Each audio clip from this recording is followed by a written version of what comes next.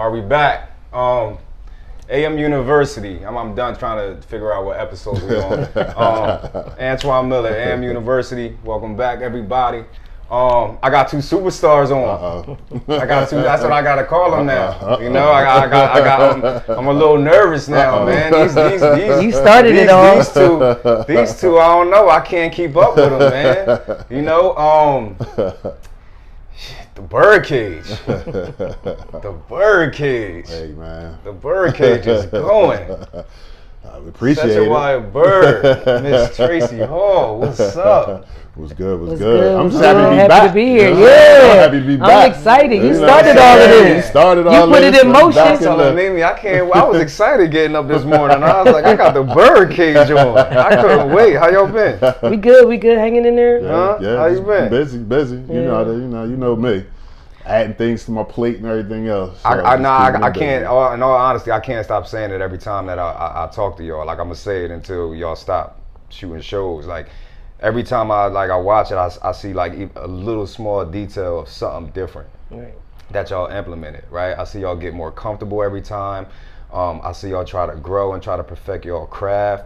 Like I see y'all diving deeper into things that got to do with the things that we care about, where we grew up from, and I'm so proud and appreciative to see y'all like just really take it seriously, because you know what I mean, like people start things and just stop. Yeah. True. You know what I mean? True. You might think it's not doing what you wanted to do, but you know, somebody's always watching, and then slowly y'all just built it, and I'm just really proud. It's crazy for me because like I'll see random people of all different ethnicities. And they're like, hey, I know you.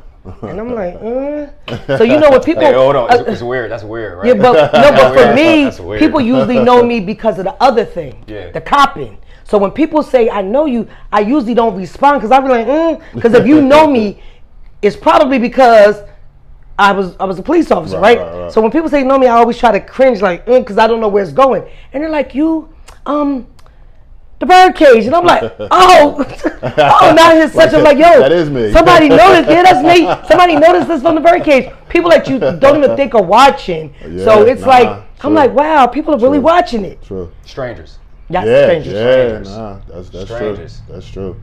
Go ahead, bro. It's crazy. I was just going to piggyback off of what she was saying. You know what I'm saying? Just people watching that you don't think watch. You know what I'm saying? Like, yo, I watched last episode. It was a good episode. Like, oh, you watched the show? Oh, that's what's up. You know what I'm saying? But before we get all into these questions and everything, I just got to say this. Thank you. You know what I'm saying? Because when you started your show, I reached out to you. I said, what do I need? You pointed me in the super right direction. I ain't even had to try to choose a different direction. You told me what I needed, told me what to get. I got it. You came over. You helped me set up. You was on my first episode, you know what I'm saying? So I just want to say thank you, because there is no BYRDCage without this guy right here. Yeah. And just a little token of our appreciation. The new hoodie. I ain't even got the gray hoodie. You know what I'm saying? I know I don't. I ain't even got the gray hoodie. You know what I'm saying? So fresh off the press. It's hoodie season. So and you got the new. We got the new. I ain't even got the gray joint. Damn. No, man. You got it before we got it. Yeah, like I said, man, it's great to see it, and it's great that y'all like really like look in y'all element in a way, you know, and y'all voicing things. I mean, and the question that we're going to talk about it kind of get into that, but y'all really voice things that I can tell you didn't always necessarily have an outlet to say it, if that makes sense. No, that makes a lot of sense. You know what I mean? And then sometimes some of the things that you want to say, you find yourself in rooms with people that may not appreciate it. So the podcast gives you a broader platform to actually really have, conversations. You know what I'm saying? Because like sometimes some of the things that I have said on the podcast, I've actually said to people, and I don't think they received it in a manner in which I delivered it or attempted to deliver it.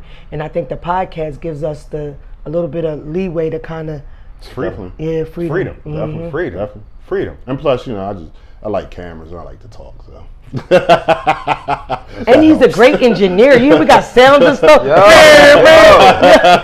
like we got the reggaeton jump, man. When I coached this guy, he couldn't even work an iPad. Now he's a whole engineer. Yes. A production dude. Yes. What the hell's going on? It's amazing. Hey man, like you said, we Growing. found something we like to do and growing and glowing. And if we're gonna do it, what we say all the time, Trace, if we're gonna do it, well, you might as well do it right. Yeah, try to do it right at least. You know what I'm saying? I didn't even really give a proper introduction. I'm sorry. It's all good. I mean, Tracy Hall, like anybody that's associated with the city of Camden. I mean, we all know about the Daylight Foundation, but she's worn so many hats. Definitely for people in my generation. I'm 37, so anybody in that type of era, she's been everything to us. And she'll never say it, but you know, she's never properly gotten the notoriety for any of that. And she don't care, and she'll never say it, but she's touched so many souls just by her leadership, her motherly instincts, being a friend, a mentor, and everything in between. Bird, you've been the head coach at West Tech for what you going on now? About to be 9 to 10. 9 and 10. 9 and 10 years. Ah, damn. 14 overall, being a head coach. You know what I'm saying? How long you been in education? This is year 30. You know what I'm saying? Year 30. So I'm getting there. I see the little flicker at the end of the tunnel. And there's something else we want to touch on. Might be Bird the politician. Oh man, I look at our little flyers and stuff like that. I still can't believe we're gonna talk about that for a second too. Bird the politician might be coming. But to start, let's stick to things that's just dear to our hearts. I just wanted to pose just a general question with you guys on. I feel like it's really nobody better to talk about this other than you guys, because you've been here for quite some time. You're passionate about your city. You care. You care, and you've seen a lot. You've seen a lot of transition in your city. So I just want to pose a general question. Camden, what's the landscape of Camden in your eyes? Let's start with Bird. Are we headed in the right direction? Are we headed in the wrong direction? And I pose this for a reason, because I'm seeing a lot. I haven't shot a podcast in about 6 months, and that was on purpose, you know, because I wanted to see where the trajectory of my surroundings was going, you know, internalize it, and then get on here and talk about it. So from your perspective, how you feel? I think from what I'm seeing, and you know, like you said, being born and raised there, mom and dad still live in Centerville, where I was born and raised and whatnot. I actually do believe that we're moving in the right direction. I'm not just saying that because, you know, classmates with Vic, we went to school together and all that, the mayor, shouts out to him. But just by him and you know, his workers, I guess, just being out and about and visible is something that I haven't seen in a long time from the mayor of the city. I see some positive things getting done. I mean, they're out cleaning up parks. TRACEY had the initiative with that, fixing streets, you know what I'm saying? I definitely think it's going in a better direction, you know what I'm saying? I don't know everybody's intentions as far as the higher ups, you know what I'm saying? I'm not, you know, privy to that information and everything, but just from what I'm seeing and you know, talking to some people and talking to my dad, who's been here forever, and he's not going nowhere, you know what I'm saying? My mom asked him if they could get a move out and to a little 55 and over type community. He was like, you can go. I'll be here, come see me. You know what I'm saying? So just talking to him, you know what I'm saying, he feels as though that it's positive things. Things are going in the right direction. So I think the landscape of Camden is good. It has a lot of potential for more growth, of course, but I think it's better than what it has been in the last couple of administrations. So I feel like we are going in the right direction. I feel like for the first time in a long time, we have a mayor that listens to us, that hears us, that responds to the community's cry. But, and there is a but, this has nothing to do with the leadership and their team. Us as a community, we're not growing with the growth. They're giving us new parks, they're giving us new streets. We don't properly put out trash. We don't do the things we're supposed to do as residents. They're giving us new, and we're still thinking old. They didn't properly prepare us for the direction that we're going in. And I mean, as residents and as community, a lot of us are not thinking new. We're stuck in old ways. I just had the city, I call the city about the alleyway next to my house.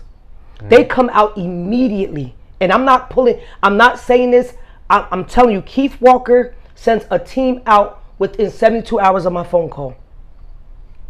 Within 15 minutes of them being done, the neighbors throw the trash back on the ground. We have a park at Whitman Park.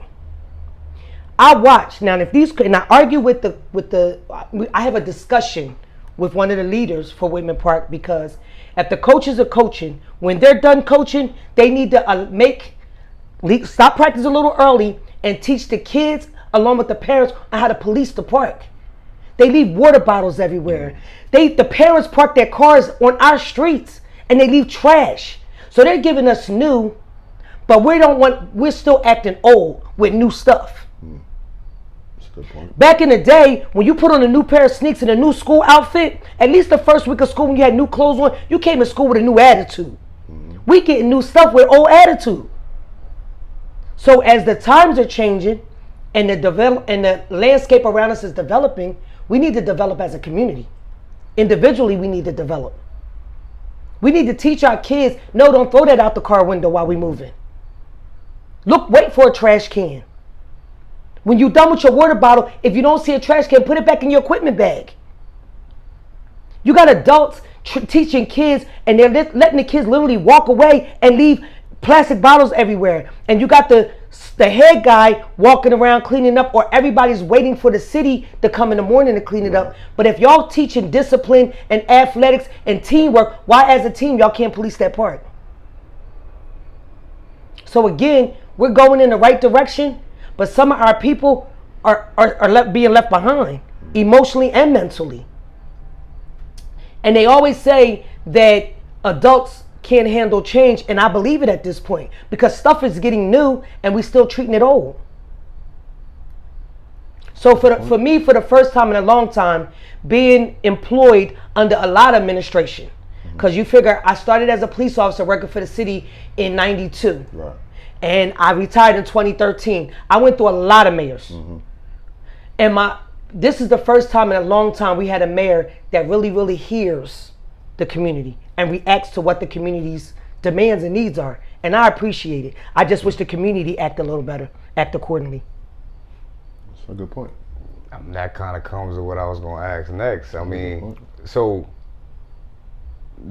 yeah, right. Do we care about our own? Like, do we care? And I mean our own as individuals. I mean our own. I mean, you kind of already started talking about this, but I wish you could elaborate on it. Like, does that mean that we don't care? What you saying? Like, because old ways is you talking about decades and generations. You talking about putting trash on the ground after somebody done cleaned it up 15 minutes later.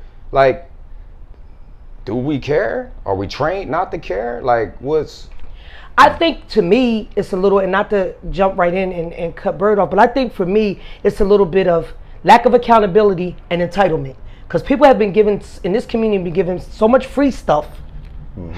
So much free stuff that the work ethic ain't where it could be for everyone. Not for everyone, but for some people, if that makes sense to you. If that makes sense to you, it's the work ethic, because we get so, everything is so free here. Everything is free. There's no accountability. And then it's a sense of entitlement. Entitlement for nothing. Because what are you really getting? Sometimes you got to take care of your own. Charity starts at home. I couldn't be a good mentor to other people's children if I wasn't doing right by my own. Charity starts at home. Care starts at home. Respect, responsibility, discipline, and all of that starts at home. Yeah, that's a good point. I think it was somewhere we got disconnected. You know what I'm saying? Because, and TRACEY, you know this, you know what I'm saying? She's my real cousin. But coming up, like, we were taught to do these things. You know what I'm saying? Like, we're not just throwing trash on the ground outside. We're not we're not just neglecting different things. We were taught, you know, to care and genuinely care and take care of property, take care of other people's property, respect other people's property, things like that. But somewhere it got lost. I don't know if the parents weren't taught this when they were coming up, and now they don't teach their kids, and They just got younger. They got younger. Yeah, that too. And the only reason why, and people say that because I don't believe in that, because I was a mother at 16, but I had a great support system, and I was taught better, right? So I do better because the way I was raised and how I was taught. Right. You know, my thing is, for me, I seen somebody go from a renter to a property owner, and they still don't properly put their trash out. That grinds my gears. It grinds my gears. You own this, and you don't take value on what you own. What's yours? Yeah, that's what I'm saying. Like, this is our community, and sometimes we don't take value in what we got. And again, I believe it's because so much stuff was given and handed, and a lot of things was free, and people feel entitled, and they feel like they don't have to because there's no accountability. I remember when I first put the trash can in front of my house. That trash can has been in front of my house. This is the second city trash can they've given me, but the original first one that they gave me, it came because I put a trash can in front of my house because people was catching a train from out of Camden, walking from the train station to Norris and Dayton, and they were throwing trash. And every time the wind blew, it would collect in my yard because I had the gate. Right. So I put the trash out there in hopes that when people walk down my street, they would put trash in the trash. The reason why I got a city trash can out there, because do you know they gave me a fine? They wrote me a ticket. For having a trash can out there? For having a trash can. Hold on. Wow. He's still an inspector to this day. His name is, I want to say Orlando. He gave me a ticket, but I was working in a Camden cop car. So the lady my kid's grandmother was babysitting the kids. She called me like, yo, this man in a city truck just came and gave you this ticket, something about the trash can. I hunted him down. I was like, why are you giving me a ticket? He said, because you're not supposed to put a trash can out on non-trash days. So I told him what the reason was for getting the trash can. He said, Tracy, my fault. First of all, I didn't know it was your house, but my fault. Let me go get you a city trash can. But you're going to be responsible for the bags and making sure it's dumped. Right. Here we are almost 20 years later, and I still got a city trash can in front of my home. But my point is, they used to give out fines. Where is that? Every time I call and be like, yo, y'all not going to get him a fine? Right. Nobody, it's no accountability is my point I'm trying to make. Right, we got you. There's no, what happened to laws and rules and standards? There's no accountability. That's a good point when you talk about that sense of entitlement, you know what I'm saying, everything given. I think people, you know, our village, when we were coming up as youngins, they had to hustle and grind, and you know what I'm saying? Like they took pride in achieving things and getting things and whatnot, you know what I'm saying? And like you said, you know, people start getting that free stuff like that. Remember when you was growing up, your mom used to say, when we go in this house, don't you ask for nothing to eat. I was about to say, y'all had that foundation though. Don't you? So when did it stop? Right, that's what I'm trying to. But the crazy part about it is, this would be family members' houses you're going to. Right. And they would tell you in the car, if they ask you, do you want to eat, you better not, don't eat, you ain't eating nothing.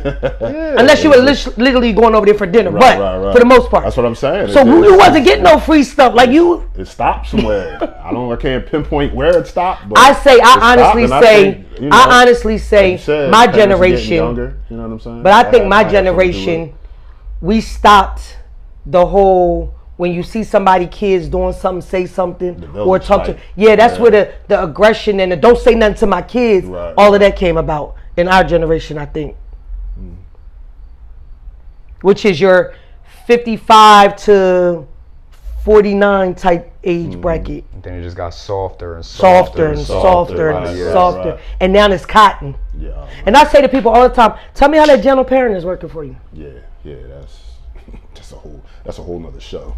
I don't know. I'm hearing what y'all saying, and like what you said initially, both of y'all said initially, I agree with as far as the city getting, but it's hard for me to go all the way over and say I'm in total agreements with it because of. I just keep thinking about the crabs in the barrel type of mentality when I see our people, right? It's just like, let me get mines, right? And I think we hit point in 2023 where the world figured out that Camden, you could make a lot of money. Yes. In this area, right? No. For some reason we never knew, right? Yeah. And now everybody knows and like, oh my God, this is the place to be. Right. And the people that's here, okay, especially older people, in my opinion, oh, I got a way to get mine, I'm gonna go get mine, right? And I wanted both of y'all on this show because, again, you'll never say it, and I look at people like you, it ain't no reason you shouldn't be the president of the city if you didn't want to, right? Because of your track record alone, right? Like that should put you in it. Not saying that you want to, not saying, but you understand what I mean. Like you fed too many kids, yo. Probably more than anybody, right? And then I look at Bird, and I thought about it when I was coming on. I'm like, Bird is like a stand-up dude. He not gonna really talk about it, but I mean, I don't really care. From afar, what happened with you at Camden High, like, you'll go to the bar and you'll hear little rumblings about it, like, oh man, no, what happened to CETSH, man? That was messed up. Let's go back to drinking, right? Like, it's like, and that's it, because whatever it was that allowed that to happen, we just gonna keep moving, right? And it's like, I don't know, I think it's like, these are our people. Like, where are the morals at? So like, morals, I don't know. So I don't know. Here's the thing about what happened to the morals. First of all, the morals kind of left the building when people wanted status. It's kind of like people want status, so they're going to get it however, because ain't nobody really getting no money. Okay. They getting status, right? Okay. And they getting social media life. So when that status came, what the hell I need morals for? Now, somebody that got morals, because you know I'm a morally, I pride myself in having morals. I told somebody this the other day. God has his way of humbling you, right? And because I stood on morals and principles, I went from making one salary to 50% less. And everybody said to me, what you gonna do? I said, God gonna figure it out for me. I had no plan. All I know is they was about to lay us off. They were switching to Metro. I had just came back from my leave. I was praying really, really hard. And God said to me, you have enough time. It's time for you to lay the gun up. I never asked, what am I supposed to do? How am I gonna do it? What I'm gonna do? I didn't think about transferring to no other department, nothing. I spent my whole adulthood, my 20s, my 30s, and 40s, serving. And just like that, they pulled the rug from underneath of me. So I walk away, and because I stood on morals. I didn't like how they did it. I didn't like what they did, and I didn't like the movement they was making. So since I couldn't fully agree and I didn't buy into it because I'm morally sound, I walked away. I walked away from a lot. But guess what? God figured it out for me, right? Figured it out, and it humbled me. Because who I thought I was, I realized when I didn't have that no more, a lot of people no more, I wasn't valuable to them. Yeah. So when people start getting status or getting whatever, I guess fame or limelight, morals go out the door. People will trade morals all day long for a check. That whole situation, it was just it was funny. Well, not it's funny now, like looking back, but it was just crazy how like all that happened, because I was totally blindsided. You know what I'm saying? They never really gave me a reason why. You know what I'm saying? That the documentary was supposed to be. And it's funny because it kind of goes back to the money situation. When I got called down to Central Administration for the meeting, that's all they kept asking me about. Was like, so what you do with the money? I didn't get no money for this because you know they aired it on Comcast. Yeah. I'm like, money? What money? I was supposed to get some money? Like, I'm like, y'all about to give me a check or something? What's going on? It's like, so who funded it? What are we talking about here? This guy was filming this before I got here. He was in the school. A school that you didn't work in. So how did you get permission for a documentary in a school that you wasn't even employed in? I'm not even employed in, just coaching there. The athletic director is involved in this. The principal at the time is involved in this. How is this falling on me? You know what I'm saying? And they all did interviews on this because I didn't see the documentary. You know what I'm saying? I still have yet to watch it. I didn't watch it because when the situation went down with Bird, and I don't know what his feelings is, but everybody that he thought was his mans in them, the day we went to that meeting to stand behind him, when he went to the podium, it was 3 of us. And one of them was Whit Wilson. But I don't know where his mans in them was because the mans in them, they didn't show up to show no support. And again, the truth was never, because I really don't know the truth behind the letting go of Coach Bird.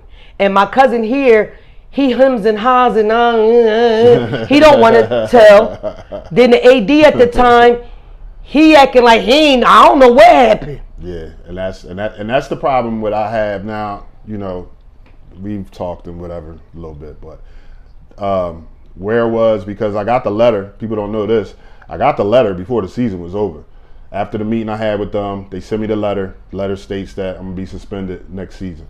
Then we'll revisit it after next season. I go to my AD. I'm like, yo, what's this letter about? It's towards the end of the season. He's like, don't worry about it. We'll take care of it. Get ready for the playoffs. We'll take care of it after that. So I'm thinking like, all right, my boss said, you know what I'm saying? We'll take care of it after the season. We make our run. That's the year we lost in the finals at Rutgers, you know what I'm saying? So now, you know, a couple days after that, I'm like, all right, so what's up? And he's like, yeah, I got a meeting coming up about that, da-da-da-da-da. So the meeting happens. I'm like, so what's up with the meeting? I'm trying to do everything I can and this, that, and the third. And you know what I'm saying? It was a lot of unknown. That's why I don't really know. Like, I still don't have the reason. You know what I'm saying? My question for you. I really don't know. My question for you, how many years did you coach there? Just the 2. The 2? Back to back. And y'all went? We won 2 sectionals. 2 sectionals. First took a team that was 8 and 18. Mm-hmm. No shade on nobody, but my kids from Camden. You know what I'm saying? With nobody in the stands. With nobody in the stands. You took the team over. Mm-hmm. Packed the house. Mm-hmm. First year took them up top. Second year we went up top. First year y'all went to sectional. Mm-hmm. Or lost Haddonfield, right? Or who y'all lose to? Nah, we lost to, why am I drawing a blank? In the semifinals at Winslow. Nah, we was at Neptune. My first year, we lost at Winslow, the state semifinals. Yeah, Neptune. And then next year, we won the states. We won the sectional again, and this time we went up to Rutgers and lost to Newark West Side. Because Akbar Cook don't let me live that down. He always wears the ring when he comes. He was like, yeah, you know, this is the ring I got when I beat Kim Hunt. Yeah. But like I said, I've never got a read. And then those same kids mm-hmm. that you groomed went on to win a couple more times, right? Oh, yeah. They went the next, 4 years. And then they got rings off of the team that you built. I didn't get one. Oh, that's what I thought. Yeah. And I see people that got rings that didn't even help coach a kid. I ain't get one. So it goes back to what Antoine was saying, though, dude. I mean, who takes care of your own? Well, you know what? I think that's because the people that I met with, not from Camden. You know what I'm saying? The AD, he ain't from Camden. So just I think it's just a bunch of pawns in the game. And you know, because you know, back in the day, the Board of Education was from Camden when we was coming through. All administration was from Camden. People at Central Administration from Camden. You know what I'm saying?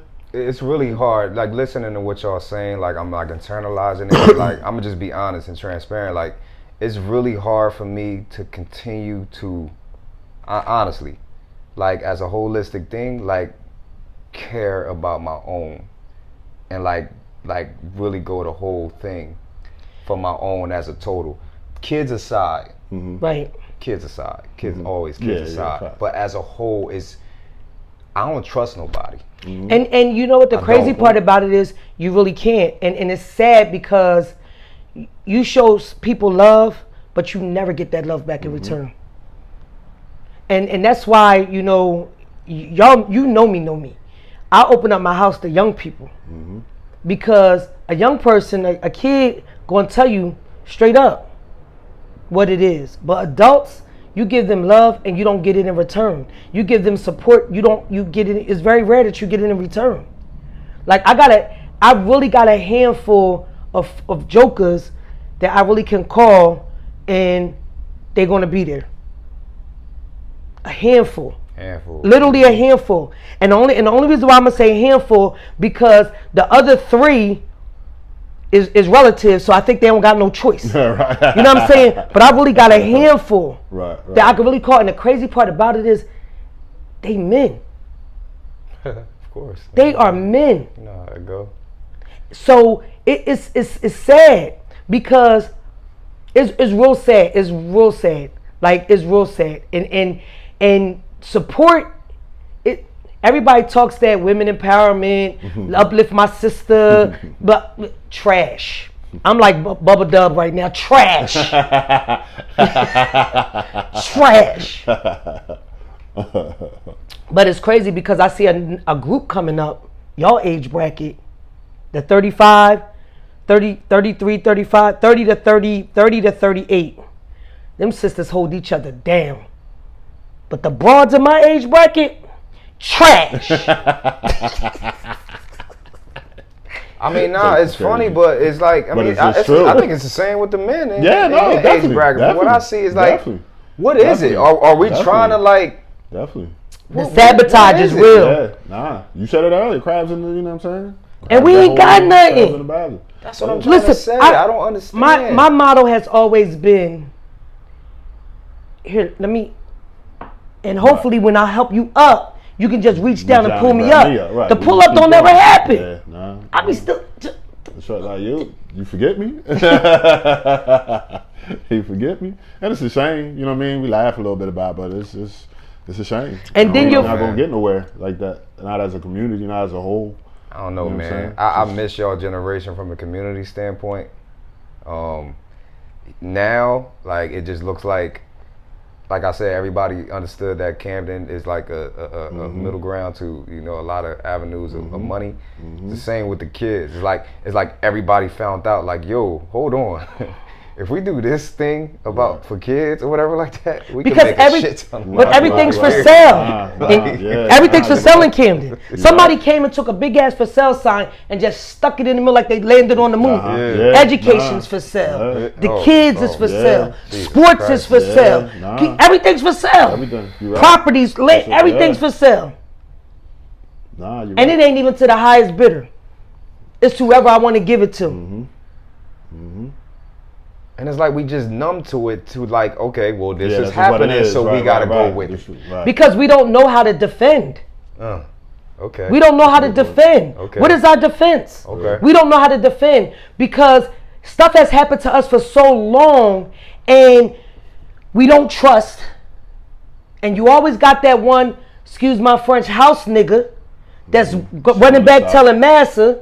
So you don't trust, right? So how do you defend? Because you can't build a team because somebody in that team is going to be piss poor morally. Sell you out. So what is the defense? That's a very good point. So initially I used to think the defense was education, right? We get educated and we educated as a people. We can combat it because now we got knowledge, right? But now we using the knowledge that we got against sabotaging our own selves. Yeah, it's tough. I never seen so many smart, dumbass niggas in my life. That's another good point. So smart, talented. We got a whole bunch of schools in this city and a whole bunch of dumb people. Yeah. Free education and dumb niggas. Yeah. And excuse me for using that word because I know somebody's going to be offended by it. So I'm going to put the disclaimer out here. But it is what it is. Yeah, speaking facts. Because that word is used for ignorant people. And it's a whole bunch of educated, ignorant folk walking around in these streets. And it's a whole bunch of uneducated. They're the worst ones. Yep. The educated ignorant. Yep. The educated ignorant is worse than the uneducated ignorant. True indeed. True indeed. Tracy said it on shameless plug, the BYRDCage show. A couple times it came up in certain episodes and whatnot, where like we have all these groups that's supposed to be fighting for the same goal. You know what I'm saying? But the groups can't come together and work together because if my name ain't up on the marquee, I don't need you. I don't want your help. I'm gonna do it myself. You know what I'm saying? If I know you got your foundation, I got my foundation, they got their foundation, but I want to be the foundation that takes all the credit. I want to be Coach Bird, and they was the Temptations. But the problem, you know but the problem I got, this, we all just but the problem I got with it, you know if that is the case, right? At least say, oh yeah, by the way, I didn't get here alone. I want to thank X, right, Y. I want to thank. They forget all about that. Nah, they don't do none of that. You know what I'm saying? Might give you a little something on the flyer at the bottom or something. You know what I'm saying? So, you know, I don't know, status, like you were saying earlier. Everybody wants that number one status. It's crazy for me that I see people, and I'm just say this. I don't never ask nobody for nothing. Mm-hmm. If I want to go to a football game, I'll buy a ticket. Mm-hmm. I'll buy an airline ticket. I'll do all of that. But it's so crazy to me that I see people going to different stadiums that get the hookup, but I know you was laying up on my couch eating my cereal when you was 14, 15. Mm-hmm. It happens. Laying on my couch because whatever happened at mom's house or uncle's house, you ended up at 14, 17 eating cereal. Mm-hmm. That's people forget all of that because although I don't never ask, have you ever thought about, oh, listen, I remember when, let me send her something. No. Because now I'm here. I didn't get here by myself. Mm-hmm. It was the conversations. It was the hand holding. It was people showing up to the school when Jenkins was kicking people out. It was the fact that you was having problems at home, and I was like, listen, I'll take, your son can stay with me for a little bit until y'all calm down, and then we can revisit the situations. You understand what I'm saying? Yeah. But then I see other people that never even gave you a bottle of water, they everybody in the photo op. You got to get. That's how that happens. Can this be fixed? Because I'm a person like me, man, sometimes I understand people that just want to leave and not come back. I do. And people can say what they want, but I get it. Like, I mean, this is dramatic, but you're not going to Nipsey Hussle me. Yeah. Well, you know what I mean? That's a little much, but you understand what I mean? Definitely. It's just like, it's draining. It is draining. It's beyond draining. And my thing for me is this. It's times I want to leave, right? Mm-hmm. But then I'll see or get a random text where I just wanted to say thank you. And then I'll be like, you know what? That one person that showed me some appreciation, I'm going to try it again. You know what I mean? Now, granted, I ain't not letting no more kids stay in my house ever. On God, ever. I'm not opening my home to no more children. I've been opening up my home for kids for over 40 years. I'm not no more. I really can't. I just can't because it's too taxing on me when they're unappreciative, right? Mm-hmm. But if you get them, when you get them random texts, you feel like you've done it. Like I've touched one life. Mm-hmm. I've changed one life. So that's what makes me want to give it a go again. But listen, I'm tired. I'm tired of the same fights. Mm-hmm. I'm tired of the same people eating. I'm tired of the same people starving. I stay in my lane. My lane. Mental health is my lane. That's it. It's my lane. I'm going to just try to change one person, one emotion at a time. Mm-hmm. That's all I got for you. I ain't looking for no handouts. I ain't looking for folks ain't never got to support me. If I got to go to walks by myself, I will. You know what I mean? But I know I got people that do support, but in the event that the support stops, I'm still going to try to change one person, one emotion at a time. Mm-hmm. I can't look at everybody else because I realize that if I look at everything else that's going on around me, I lose sight on who I am and what my purpose is. Right. Because God put me here with a purpose. 100%. God kept me here for a purpose. True. And those that know my real story know I'm going to say it again. God kept me here in 17 and 18 for a purpose. True. So I just got to focus on my purpose, but it do get tiring because you always see the same faces. You always see the same people at the table eating. You always see the same people, you know what I mean, with the napkin on their neck while everybody else is starving. But I can't focus on that because if you focus on that, you're going to want to run and not look back. Yeah, I don't know if it is a fix. You know what I'm saying? That's a tough one. If it is a fix, hopefully I'll find it so I can get paid when I write these books. I mean, how to fix it, but I really don't know. My like, only answer is the kids. Yeah, Right. well, yeah. And that's what we got to start with. Like I remember, These adults is washed. I remember having a conversation at a meeting I was at, and I said, here's the problem with our community. Our community do have drug addicts in it that clearly are not from here. And we have drug addicts that are from here. But the fact of the matter remains is they're drug addicts because they were masking mental health issues, right? So in order to get to the root cause, we got to start dealing with mental health issues. But you're right, the adults are washed. Start with the kids, right? Because a lot of times parents really do listen to their kids. And if their kids say something that could catch a parent's attention, then it'll start to change the mindset of the family. So you got to start with a younger generation so we can try to, when they become adult. I told the boys on the football team the other day, Henson brings me there to talk to them because it's real easy to help mold young people instead of fixing broken adults. Yes. It's easy to help mold a young mind than to fix a broken adult. So I would rather give these kids tools to put in their toolbox at 15, 16 when stuff starts going crazy for them that they can utilize. Oh, I remember that lady came to football and she said X, Y, and Z. Boom, I'm going to try this. Right. Because now once they broken, we trying to fix you can't fix broken adults. Yeah. They piss poor morally. It's done. Yeah, done. So you got to start with the kids, and that's the only reason why a lot of us are still here, because we see the hope in some of these kids' eyes. A lot of these kids, when they look they got hope in their eyes. Yeah, absolutely. And they might mask it as something else. Right. No, best believe they want somebody to come save them. Yeah. Every single one. True. They just all go about it in crazy ways. True. And I got to say this before we continue. For those that don't know, me and Antoine coached together for a minute before he was my second coach. On your coach on my tree. Coaching tree. Yeah, I said before he took over. Had to say, the coach tree. We almost made it. Episode without him saying it. Nah, it was coming. It was coming. You know what I'm saying? But 7 years. 7 years, man. But one thing that Antoine helped me with, you know what I'm saying, was asking these kids about what was going on off the court. You know what I'm saying? Not just overlift.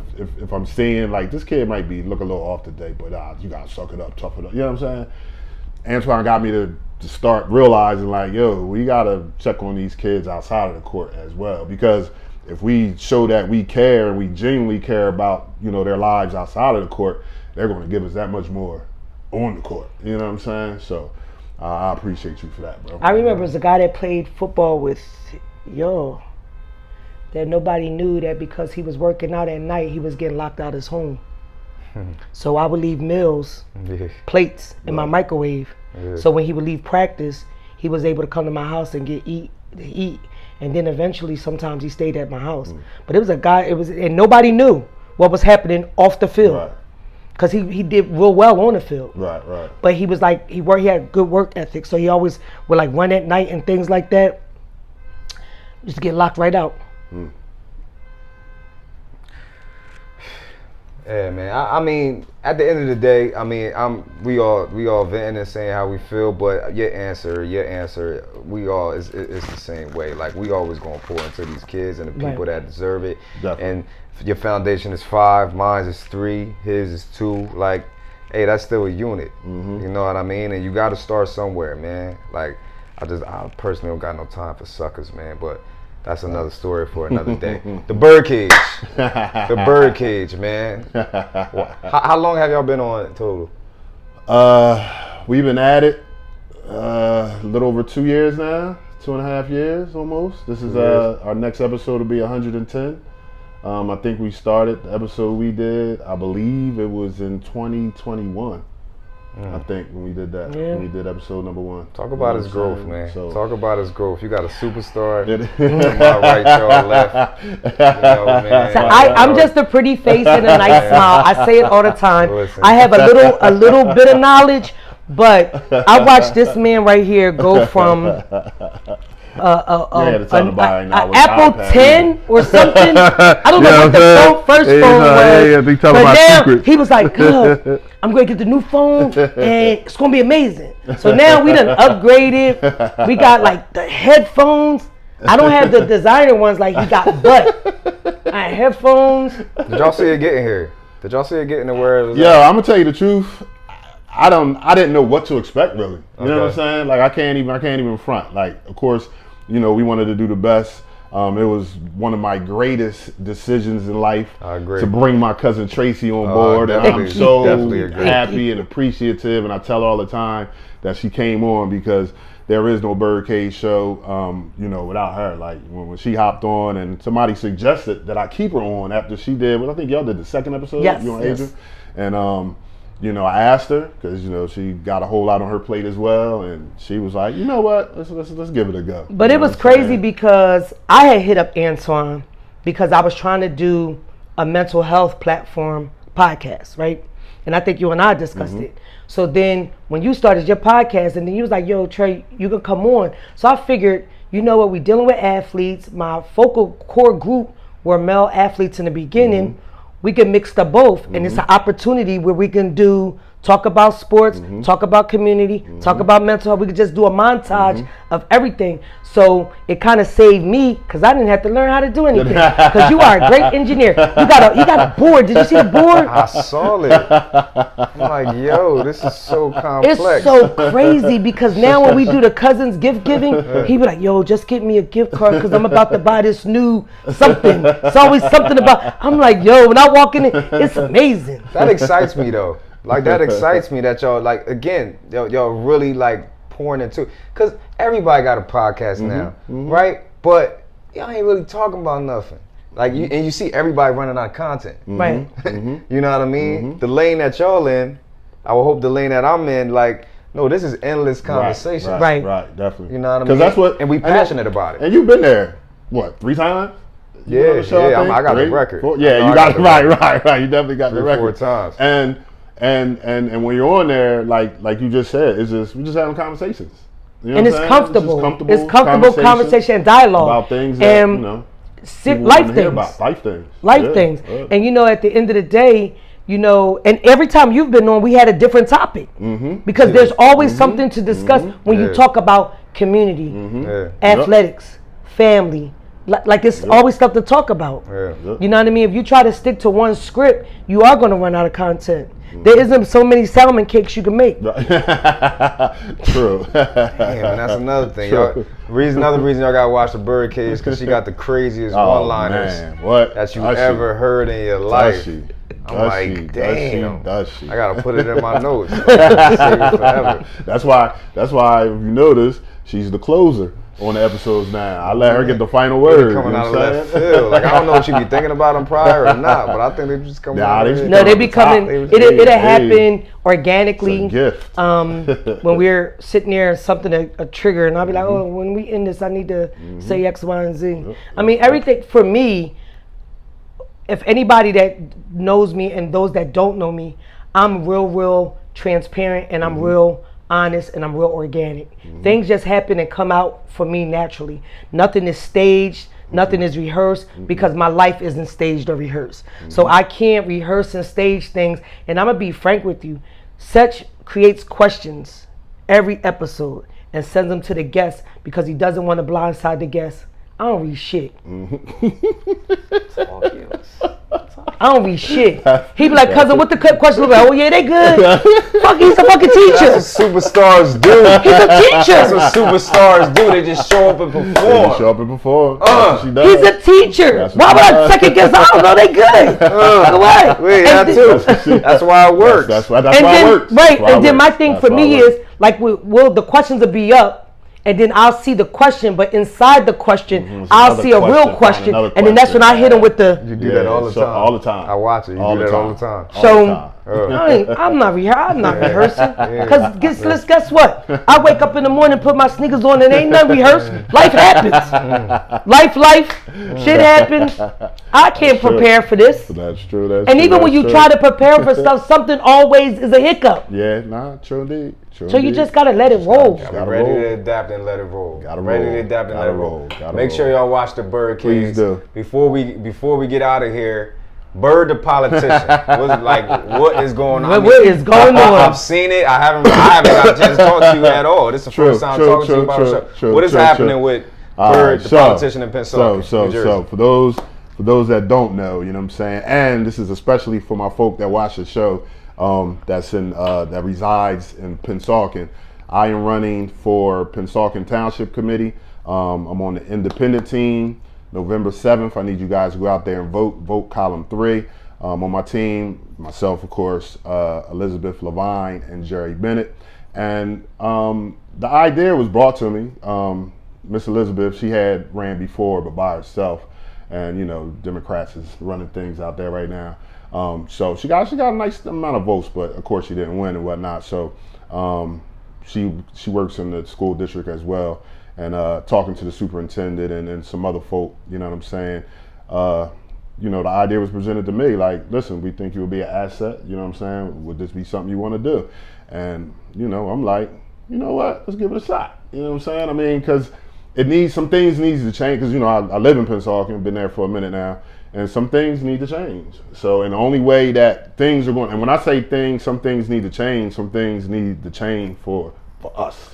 You know what I mean, the black and the brown community of Pennsauken, you know what I'm saying? Because there's a lot more of us now than it was before. But just like you said, some people are used to the old stuff. The old folk is still running that whole situation. You know what I'm saying? So it is some things that, you know, I think if, you know, I'm elected and the rest of my team is elected, that we can actually have an effective change and just change some things around for the better. It's just for the betterment of the community. I like this lane for you. Just for the betterment of the community. I like this lane for you. And I'm starting to like it. I don't know nothing about what you do. I really don't know nothing about what you're doing. You ain't never. When I saw it, I was like, I like this. I appreciate that. You know but I just got a feeling like I like this for you. And because hey, you know, this is the first political. I've never ran for what's it called in high school? The school council. Yeah, school council. I never did none of that. You know what I'm saying? So this is my first introduction to this, but I definitely have something to offer. And you know, as I talk to people and as I gather information and as I see what our community don't know what's going on behind the scenes that they hide from us, is sickening almost. You know what I'm saying? So if I can, you know, get in there and you know, help make some change, then, you know, I've done a good job. You know what I'm saying? I'm looking at it kind of like how we look at coaching. It's like it's competitive to me, especially as we're getting closer to November 7th. Like my juices is ramping up, like getting out the information and putting the door hangers on the doors, and it's like, all right, what we doing next? Like, what we gotta do? Where the lawn signs at? Who we gotta talk to? When's the meet and greet? Let's, you know what I'm saying? So starting to get the juices flowing a little bit. Good. Whatever get us going, man. Whatever get us going. But TRACEY the superstar, Central Wide BYRD. You got anything else to add before we? Man, I just want to say again, thank you. You know what I'm saying? Thank my cousin TRACEY. But one thing I do have to address, you know what I'm saying? I have another coach off of my coaching tree. You know what I'm saying? That just got the head coaching job at a school in my area, Willenboro High School, basketball, you know what I'm saying? And I need to come to that game. I've been hearing some things, you know what I'm saying? That he was actually on our show, right? He was on our show. He was on our show. Now he popping shit. Showed him like, woo. No, you better smoke his ass like a pack of cools. And all he's worried about is beating West Tech. I'm just hearing this all over the place. Because he think he can outcoach the coach that taught him how to coach. You better smoke him like a pack of cools. And I'm going to be there in the audience to watch it. And I'm a heckler. Listen. He's barking up the wrong tree. Like, and this goes to his inexperience. Because why is he worried about one game, West Tech? I think Willenboro won 10 games in the last 14 years. How about you win some games first? And then worry about us. You know what I'm saying? You worry about us. Like, barking up the wrong tree. I got all love for him.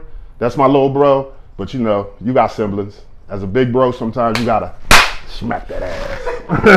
You know what I'm saying?